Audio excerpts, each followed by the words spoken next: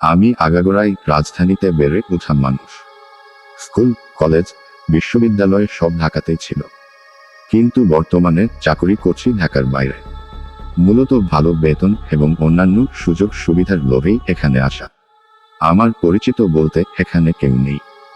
বাবা, বন্ধু বান্ধব, আত্মীয় স্বজন সবার কাছ থেকে বিচ্ছিন্ন আছি গত মাস চারেক ধরে।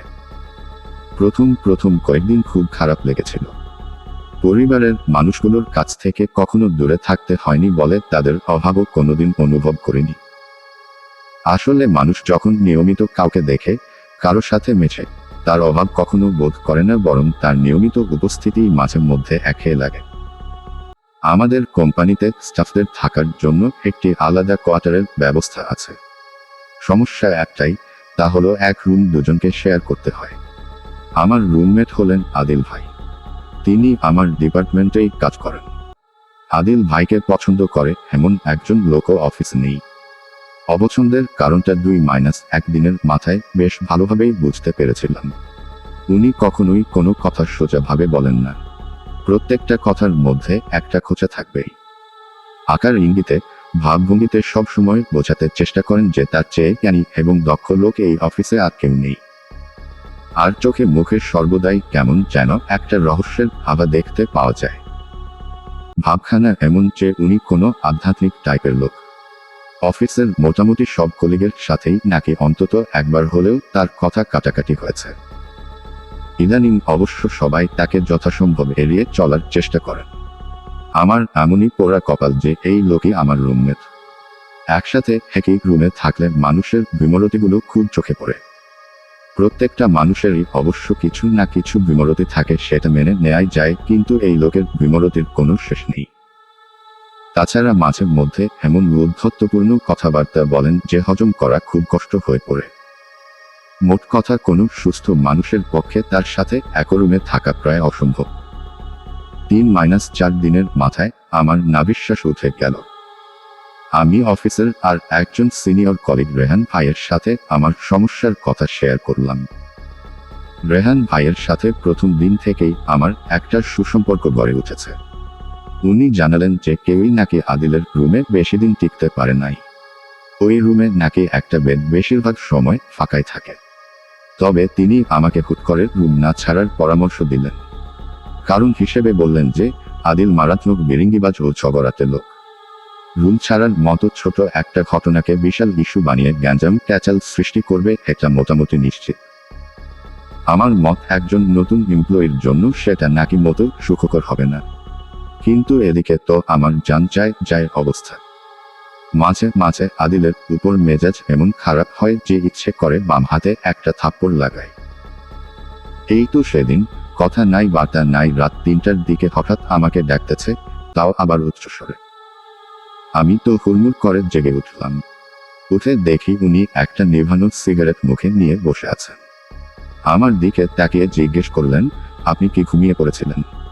হঠাৎ সিগারেট ধরাতে গিয়ে দেখি ম্যাচ নেই। আপনার কাছে ম্যাচ হবে? আমার মেজাজটা এত খারাপ হয়েছিল যে বলার মতো না। নিজেকে অনেক কষ্টে সামলালাম। তাকে কোনো উত্তর না দিয়েই আবার ঘুমিয়ে পড়লাম। পরদিন অফিসে গিয়ে রেহান ভাইকে বললাম, ভাই, আপনি আমাকে এই ভেজাল থেকে উদ্ধার করেন, না হলে আমার চাকরি ছাড়তে হবে। আমার কথা শুনে রেহান ভাই কিছুক্ষণ হাসলেন।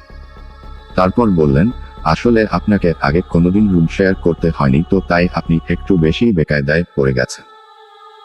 তাছাড়া আপনার ভাগ্যটাও এত খারাপ যে আদিলের সাথেই আপনাকে রুম শেয়ার করতে হচ্ছে। যাকে টেনশনের কিছু নেই, আপনার একটা ব্যবস্থা আমি করবই। রেহান ভাইয়ের কথায় আমি আশ্বস্ত হতে পারলাম না। উনি কি বা ব্যবস্থা করবেন? হয়তো আমাকে একটু সান্ত্বনা দিলেন। হয়তো তিনি ধরে নিয়েছেন কদিন পর আমার এমনিতেই অ্যাডজাস্ট হয়ে যাবে। মানুষ পারে না এমন কি কিছু আছে। এভাবেই আরো বেশটা দিন পার হয়ে গেল। আদিলের সাথে অ্যাডজাস্ট করা কোনোদিনই সম্ভব হবে না, তা আমি ভালোভাবেই জানতাম। পরিবার পরিজন থেকে দূরে থাকায় এমনিতেই মন খুব একটা ভালো থাকে না, তার উপর আদিলের মতো একটা পেইন। মনে মনে সিদ্ধান্ত নিলাম, আমার সমস্যার কথা বসকেই জানাবো। তিনি কোনো ব্যবস্থা না করলে চাকরি ছেড়ে দিয়ে চলে যাব। এর মাঝে 3 দিনের টানা ছুটি পেয়ে একদিন ঢাকায় চলে গেলাম। ছুটি কাটিয়ে যখন আবার কোয়ার্টারে ফিরলাম তখন দেখি আদিল নামক পেইনটা নেই। আশেপাশের কলিগদের কাছে জানতে পারলাম সে নাকি 7 দিনের ছুটি নিয়েছে। কথাটা শুনে মনে মনে ঈদের আনন্দ পেলাম। যাক, 7 দিন অন্তত মহাসুখে কাটানো যাবে। কিন্তু সেদিন রাতেই ঘটল আমার জীবনে এক স্মরণীয় ঘটনা। বলে রাখা ভালো যে আমি যে রুমে থাকি তা নিচতলায় অবস্থিত। নিচতলায় মশার উপদ্রব বেশি বলে কখনোই জানালা খুলে ঘুমাই না। সেদিন কেন জানি মনে হচ্ছিল জানালা খুলেই ঘুমাবো। পরে আবার চিন্তা করলাম থাক, দরকার নেই। দরজা জানালা সবকিছু লক করা আছে কিনা তা চেক করে একসময় ঘুমিয়ে পড়লাম। মাঝরাতে হঠাৎ নিম্নচাপ অনুভব করায় ঘুম থেকে জেগে উঠলাম। উঠে যা দেখলাম তা দেখে তো আমার চক্ষু ছানাবড়া। নিজের চোখকেই বিশ্বাস করতে পারছিলাম না যে যা দেখছি তা ঠিক দেখছি কিনা। ভালো করে চোখ ডলতে লাগলাম। দেখলাম আদিল ভাইয়ের খাটের উপর যে তোশক এবং চাদর ছিল তা মেঝেতে ফালানো। খাটের এক কোণার দিকে তা স্তূপাকৃতি হয়ে আছে। কিন্তু কে করলো এই কাজ? বাসায় তো আমি একা। চোর ডাকাত ঢুকলো না তো বাসায়? আমি উঠে দরজার জানালা সবকিছু আবার চেক করলাম। কই, সবই তো ঠিক আছে। চোর ডাকাত ঢুকলে তো দরজার জানালা ভেঙে ঢুকতে হবে। সব দরজার জানালা ভিতর থেকে লক করা। তাহলে চোর ঢুকলো কিভাবে? তাছাড়া আমার 2টা দামি মোবাইল সেট, নেটবুক ছাড়াও আরো অনেক জিনিসপত্র আছে বাসায়। চোর ঢুকে থাকলে সেগুলো রেখে যাবে কেন? তার মানে কি দাঁড়ালো, এটা কোনো ভূত প্রেতের কাজ? এছাড়া এই ঘটনার আর কোনো ব্যাখ্যা দাঁড় করাতে পারলাম না। আমি ছোটবেলা থেকেই ভূত প্রেতে বিশ্বাস করি না, কিন্তু এখন চোখের সামনে যা দেখছি তাই বা অবিশ্বাস করি কিভাবে? মনে মনে ঠিক করলাম অন্য কলিগদের এত রাতে আর বিরক্ত করব না। একটু পরেই তো সকাল হবে, তখন সবাইকে পুরো ব্যাপারটা খুলে বলবো। ভোরের আলো ফুটতেই আমি নক করলাম লিমন ভাইদের ফ্ল্যাটে। আমার ঠিক পাশের ফ্ল্যাট।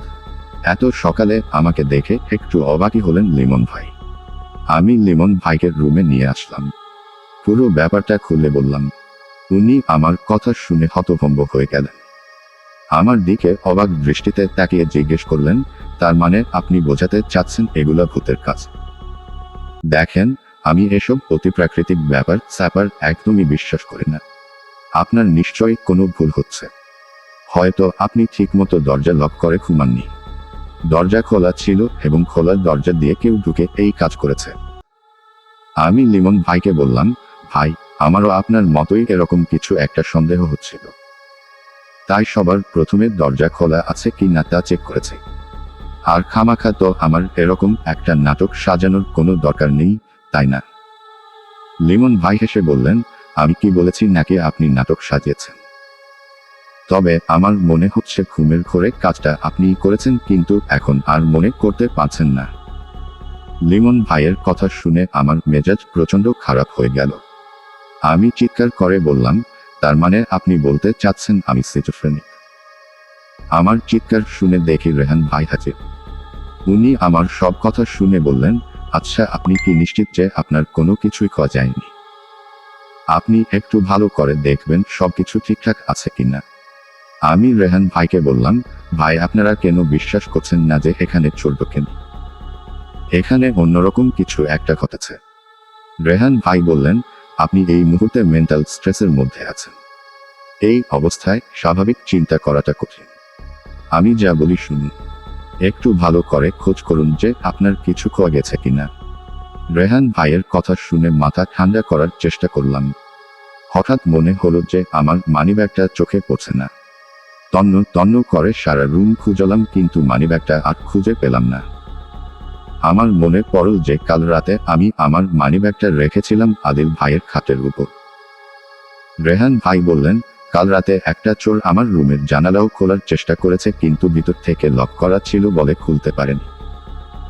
আমার অবশ্য সেই সময় চিৎকার করা উচিত ছিল, তাহলে হয়তো চোরটা পালিয়ে যেত আর আপনার উপর দিয়ে এই শনির দশা যেত না। ভুল হয়ে গেছে, আমি খুবই সরি। আমি বললাম, ভাই, আমার জানালাও তো লক করা, তাহলে চুরির ঘটনা কিভাবে ঘটল? আমি বা আদিল ভাই তো কখনো জানালা খুলি না। এই দেখেন, এখনো জানালা লক করা। রেহান ভাই লক করা অবস্থায় আমার থাই জানালা খোলার চেষ্টা করলেন এবং অবাক বিস্ময়ে দেখলাম জানালাটি খুলে গেল। রেহান ভাই হেসে বললেন, আপনার জানালার লক নষ্ট। চোর ঠিকই জানালা খুলেছে এবং হাত বাড়িয়ে আস্তে আস্তে আদিলের তোষকটি টেনে এনেছে।